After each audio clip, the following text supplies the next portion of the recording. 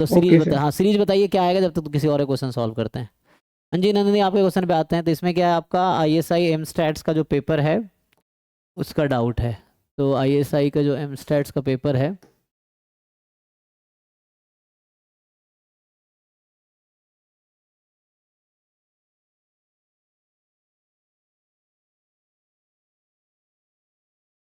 में 2022 क्या बता रहे हैं कि 2022 का यस सर। पीएसबी, तो 22 का पीएसबी, ठीक है।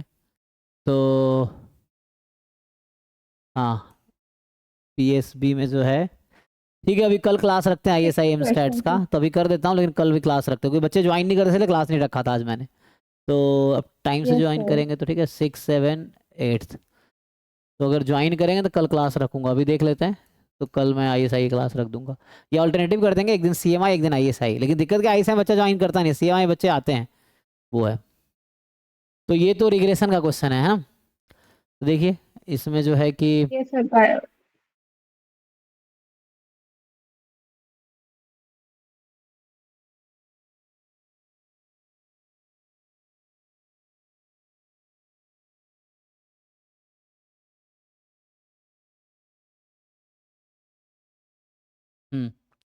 तो ये जो क्वेश्चन आप करें, consider two random variable X Y distributed as bivariate normal with parameter mu 1 mu 2 sigma 1 square sigma 2 square rho based on the random sample from its bivariate distribution the fitted least square regression line Y on X and X on Y they रखा है आपको। तो ठीक है, तो ये line है Y on x, है ना, और एक्स ऑन वाई। ठीक है, बस वो समझने के लिए लिख रहा हूँ। तो क्या फॉर्म रहता है इसका, जैसे ये -3x है ना, तो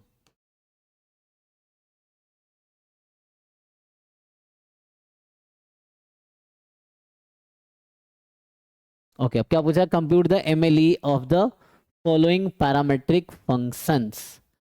तो इसका एमएलई क्या होगा, तो यहां से म्यू 1 का एमएलई बता सकते हैं आप, क्या आएगा, ओनली म्यू 1 का बताइए। म्यू 1 हैट x1 बार हो जाएगा, और म्यू 2 हैट कितना, x1 बार मतलब x बार, और ये y बार, इसकी वैल्यू बताइए जरा कितना आएगा। तो म्यू 1 बार होगा 5। हाँ, तो ये दोनों कर्व कहाँ से पास करती ये है, मैंने सर निकाला। ये जानते हैं ना, इन दोनों का इंटरसेक्शन पॉइंट क्या होता है, x बार कॉमा y बार, यही ना। हाँ। तो इंटरसेक्शन पॉइंट निकालिए यस जरा, क्या आता सर। है।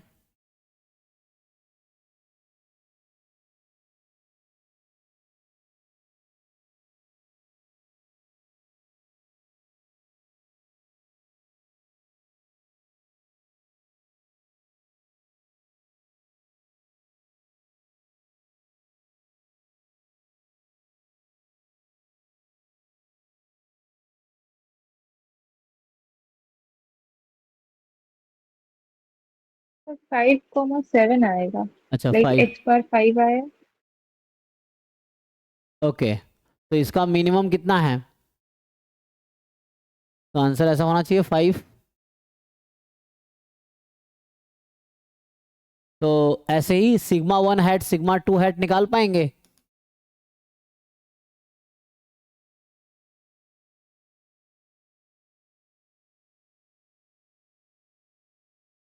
σ1 हैट क्या आएगा,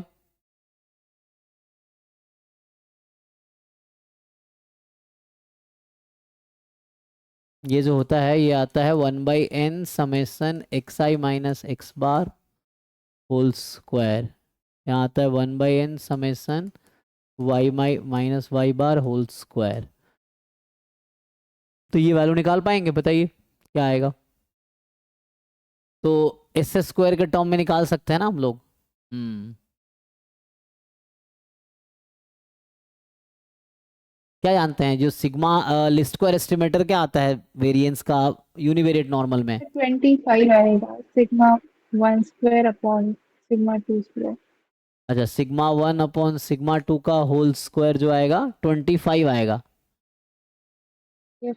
तो σ1 σ2 5 आ गया फिर तो, ये आंसर हो जाएगा। ऐसे वो फॉर्मूला होता है ना, क्या आता है उसका, लिस्ट स्क्वायर एस्टिमेटर जो है,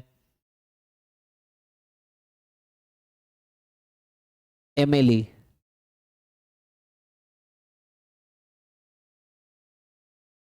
यहीं से आ जाएगा। एंड देन रो के लिए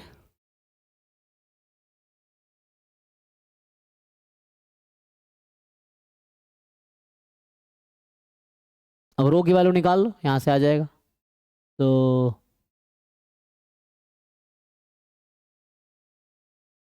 कोरिलेशन,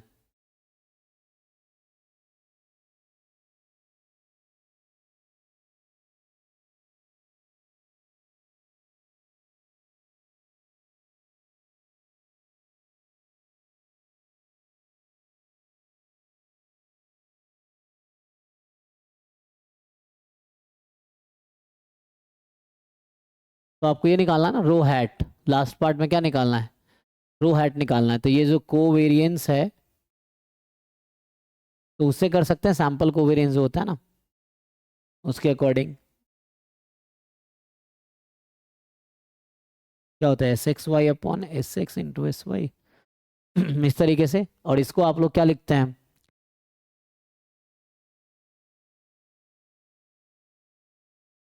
जो एस्टिमेटर फॉर्मूला है तो इसका फॉर्मूला क्या बन के आएगा,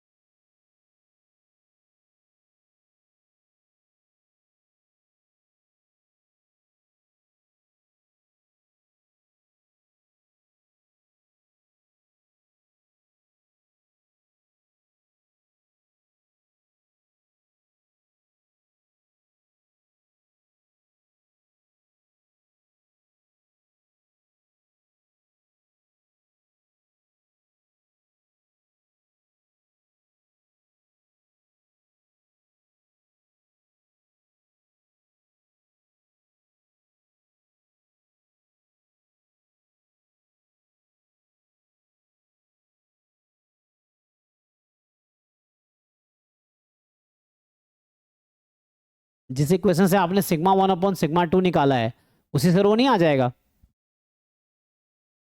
जैसे sigma one upon sigma two निकाला उससे रो भी आ जाएगा, क्योंकि ये जो बी एक्स वाई जो होता है उसका क्या फॉर्मूला होता है,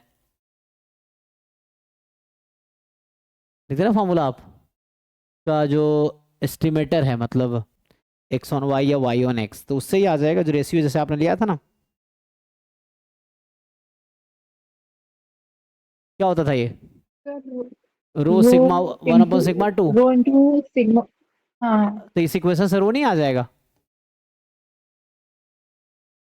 बी एक्स वाई पता है क्वेश्चन में आपको, हाँ बी एक्स वाई भी पता है, सिग्मा वन सिग्मा टू दोनों पता है।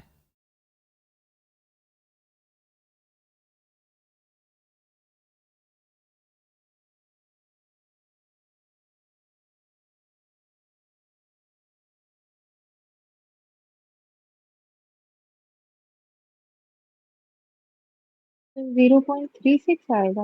हाँ जो भी आएगा वही आंसर है ना, तो आप चेक कर लो आंसर की, तो नहीं आंसर की है इसका, तो उससे आप मैच कर सकते हैं, जो भी सॉल्व होके आएगा तो नहीं उससे सर, इसकी आंसर की नहीं मिलती है। हाँ तो वही से दिक्कत है, तो यही होना होगा, मेनली जो वैल्यू निकालेंगे ना वही आ जाएगा उससे ही, क्योंकि लिस्ट स्क्वायर एस्टिमेटर ना यहाँ पे एमएलई के इक्वल ही होता है, तो उसके अकॉर्डिंग आंसर आ जाएगा। सर जो इसका बी पार्ट है हम्म, उसमें में क्या करना होगा? अच्छा ये वाला, ओके पहला पार्ट तो हो गया ना, ए पार्ट हो गया ये आपका, सर। ठीक है, जैसे ये था हाँ, ना रो पहला सिग्मा पार्ट। टू, तो इस तरह से कुछ, ओके।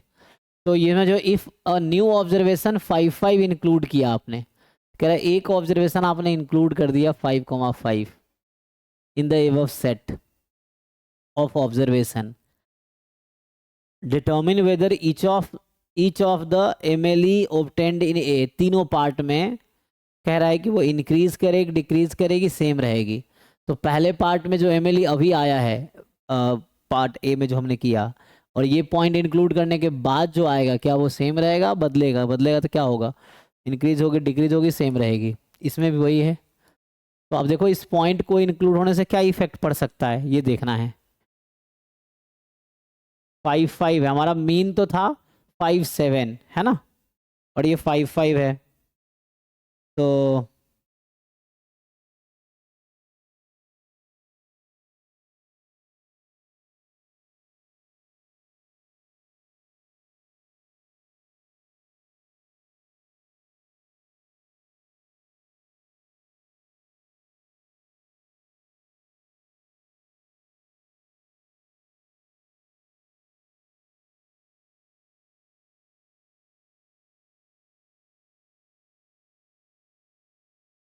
जैसे एवरेज क्या होगा, एक पॉइंट आपने इंक्लूड कर दिया तो एवरेज पे क्या इफेक्ट पड़ेगा। जैसे यहाँ एक्स कोऑर्डिनेट 5 था है ना, तो यहाँ ये 5 ही है। तो अगर 5 को इंक्लूड करेंगे तो एक्स बार में कोई चेंज नहीं आएगा, है ना। जैसे मान लीजिए एन ऑब्जर्वेशन था जिसका एवरेज 5 है, आपने एक और ऐड कर दिया 5, तो एन प्लस वन ऑब्जर्वेशन का एवरेज भी 5 ही रहेगा। तो एक्स कोऑर्डिनेट तो चेंज नहीं होगा, लेकिन वाई कोऑर्डिनेट में एवरेज 7 है और आपने 5 ऐड किया, तो क्या करेगी, एवरेज को घटाएगी बढ़ाएगी। अरे एवरेज 7 है और आपने एक पॉइंट ऐड किया उसमें 5 कोऑर्डिनेट 5, तो जो नया एवरेज होगा क्या होगा, 7 से कम होगी ज़्यादा होगी। डिक्रीज हाँ क्योंकि ये 5 कम है डिक्रीज ना, होगा। 5 कम है तो एवरेज को कम ही करेगी। तो एवरेज वाई कोऑर्डिनेट का एवरेज कम होगा, तो वहां आंसर किसके अकॉर्डिंग आया था, एक्स वाले के अकॉर्डिंग आया था नहीं। तो कितना कम तो नहीं होगा, 5 से नीचे आ जाए ऐसा होगा। तो मेनली है कि मीन में क्या इफेक्ट पड़ेगा, आपको क्या लगता है। तो मेनली आपका आंसर तो ये जो आया था इसका कितना आया था, 5 आया था ना। अब 5 किसकी वजह से आया था, म्यू 1 म्यू 2 में जो छोटा था, तो छोटा तो 5 ही है। तो आपने एक्स कोऑर्डिनेट में 5 ही ऐड किया है, तो उससे कोई फर्क नहीं पड़ेगा। मतलब ये है कि 5 वाला ही आंसर आ जाएगा, जो म्यू 1 था ना वही आएगा। उसमें थोड़ा सा डिक्रीज होगा, बट इतना डिक्रीज नहीं होगा, 5 से कम नहीं आएगा। मतलब 7 है, 5 ऐड किया तो एवरेज 5 और 7 के बीच में ही रहेगा, 5 ज़्यादा ही। तो मिनिमम चाहिए था तो 5 ही रहेगा। तो दूसरे पार्ट में भी इसका आंसर 5 ही रहेगा, मतलब बी का 1 पार्ट में आंसर 5 ही है। 2 में देखिए σ1/σ2, तो अगेन σ1 में कोई चेंज तो नहीं आना चाहिए, σ2 में चेंज आएगा। तो σ2 की वैल्यू क्या होगी, बढ़ेगी घटेगी, उसके अकॉर्डिंग देख लीजिए रेशियो बढ़ेगी या घटेगी।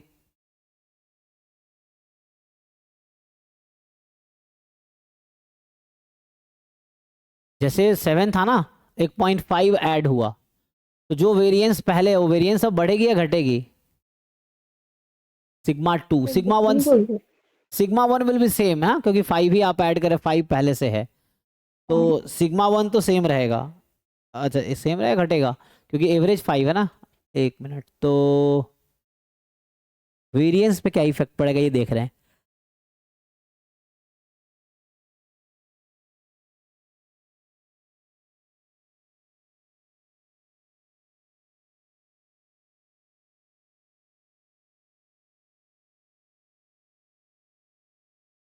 अच्छा एक वो हो जाएगा ना, जैसे जब आप फॉर्मूला लगाते हैं वेरिएंस का, 1/n (xi - x bar whole square), तो आई फ्रॉम 1 to n है, ओल्ड ये था, जब न्यू करेंगे तो 1/n+1 xi - x bar whole square I from 1 to n+1 होगा।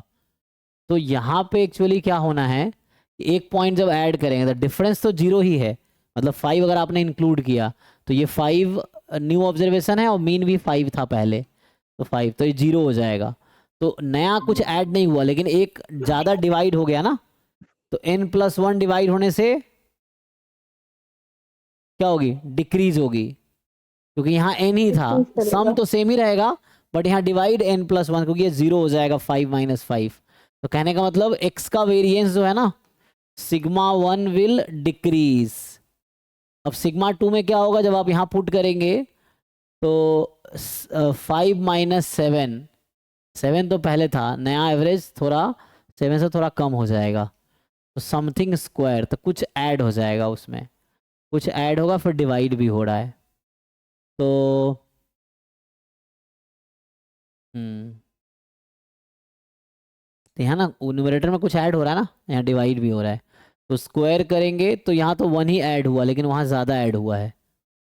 हाउ विल यू डिसाइड कि इंक्रीज और डिक्रीज? जैसे मान लो हम क्या, कितना ऐड होगा, जैसे जो भी एवरेज रहा होगा, मान लीजिए 6.5 आ जाएगा फॉर एग्जाम्पल, तो 5 माइनस दिस ना, तो 1.5 स्क्वायर कुछ बढ़ेगा, मतलब सिग्मा 2 तो बढ़ेगा, maybe I think this will increase. तो इंक्रीज होगा तो रेशियो के बारे में क्या कह सकते हैं, तो 1 बाई सिग्मा 2 इंक्रीज करे तो 1 बाई सिग्मा 2 डिक्रीज करेगी। इन दोनों को मल्टीप्लाई कर दोगे तो sigma 1 upon sigma 2 will decrease overall, क्योंकि सिग्मा 1 खुद डिक्रीज कर रही है, ये डिक्रीज कर रही है, तो मल्टीप्लाई करेंगे तो डिक्रीज ही करेगी। तो इसमें आंसर ये आएगा दूसरे वाले में डिक्रीज, सेकेंड का जो आंसर होगा वो डिक्रीज हो जाएगी। रो के बारे में सोचिए अब, तो थिंक अबाउट रो, और यहाँ कैलकुलेशन रो का ठीक करना, मुझे लग रहा है कुछ कैलकुलेशन मिस्टेक है, एक बार ठीक से आप रो का रेशियो का भी, ये 25 शायद होगा, सिग्मा 1 अपॉन सिग्मा 2 है या सिग्मा 2 अपॉन सिग्मा 1 है, ये चेक करना आप, ठीक है ना। तो यस ये, सर, एक बार हाँ, देखेंगे। तो ये बस कैलकुलेशन एक बार देखना आप। तो मेनली यहाँ पे जो है रो के बारे में सोचना है आपको। अब आप रो कैसे इफेक्ट करेगा, रो का फॉर्मूला क्या है, कोवेरिएंस अपॉन वेरिएंसेस। तो सिग्मा 1 जो था that was decreasing, sigma 2 was increasing, तो प्रोडक्ट तो बैलेंस कर लेगा। तो मेनली कोवेरिएंस टर्म को देखना पड़ेगा क्या होगा।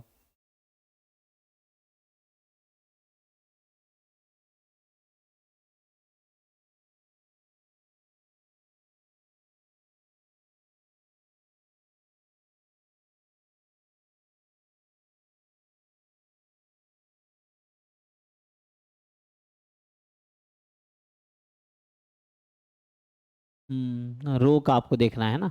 तो रो जो है, जनरली रो का जो फॉर्मूला हैट होता है, क्या फॉर्मूला बनता है, ऐसा देखते होंगे आप कि समेसन एक्स आई माइनस एक्स बार वाई आई माइनस वाई बार, ये तो होता है ना, अपॉन जो भी सिग्मा आता है अलग अलग।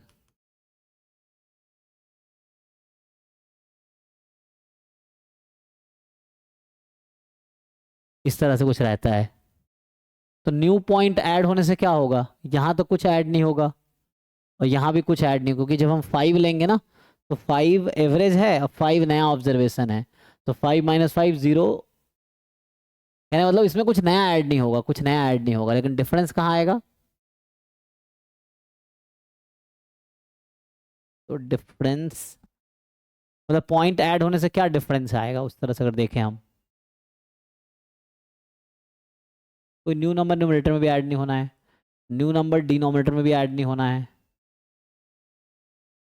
होना है क्या, नहीं इस वाले में होना है ना, वाई वाले में होना है। देखिए यहाँ चूंकि प्रोडक्ट है तो ये 0 हो जाएगा, क्यों, क्योंकि एक्स आई जो आप ऐड हो रहा है वो 5 है और आपका एक्स बार भी 5 है, तो डिफरेंस 0 हो जाएगा, प्रोडक्ट में है तो ये 0 रहेगा, तो न्यूमरेटर में कोई नया नंबर ऐड नहीं हो पाएगा बिकॉज वो टर्म 0 हो जाएगी। यहाँ पे डिनोमिनेटर में इसमें ऐड नहीं हो पाएगा, लेकिन इसमें तो ऐड हो जाएगा ना, क्योंकि यहाँ आपका वाई आई जो है वो 5 है, वाई बार जो है वो 7 से थोड़ा कम होगा, 6 पॉइंट समथिंग मान लीजिए डिक्रीज होगा, तो ये कुछ नंबर तो ऐड हो रहा है, तो इसको ऐड डिनोमिनेटर में कुछ ऐड हो रहा है जो पहले है उसके कंपैरिजन में, denominator something you are adding, तो डिनोमिनेटर को जब बढ़ाएंगे तो ओवरऑल रेशियो क्या होगी, डिक्रीज होगी, तो दिस विल डिक्रीज एक्चुअली, तो सिग्मा विल ऑल्सो डिक्रीज, तो तीसरे पार्ट जो होगा दैट विल डिक्रीज। तो फाइनल आंसर ये आया कि पहला पार्ट में रिमेन सेम, ये ऐड होने के बाद mean will remain same, this will decrease and this will also decrease. तो इस तरह से आपको थोड़े लॉजिकली जस्टिफाई करना पड़ेगा। इसको एक्सप्लेन भी करना पड़ेगा ना सर, जस्टिफाई करना पड़ेगा एक एक पार्ट को कि सिग्मा। हाँ, लॉजिकली आपको जस्ट एक स्टेटमेंट लिखना है कि why it will increase why decrease, justify करने हैं आपको, ठीक है। ठीक है, कल आपका क्लास ओके सर। रखते हैं, कल हम सीएमआई क्लास ना रख के आईएसआई के रखेंगे, तो अब यह है ना, तो आईएसआई वाला डिस्कस करते हैं यस कल, आप सर। टाइम पे ज्वाइन कीजिए, ठीक है। ठीक है ये जी। फिर पीएसए वाले पार्ट में भी जो आपने यूनिट वाइज भेजा है ना, उसमें थोड़ा दिक्कत थी। हाँ ठीक है, उसको डिस्कस करते हैं, कल आईएसआई क्लास रखते हैं, कल ज्वाइन कीजिए, उसमें डिस्कस करते हैं, हाँ। हाँ सर, एक ओके क्वेश्चन सर, भेजा था थैंक यू वो सर। बता जी दीजिए ना जी लास्ट युवराज, वाला। आते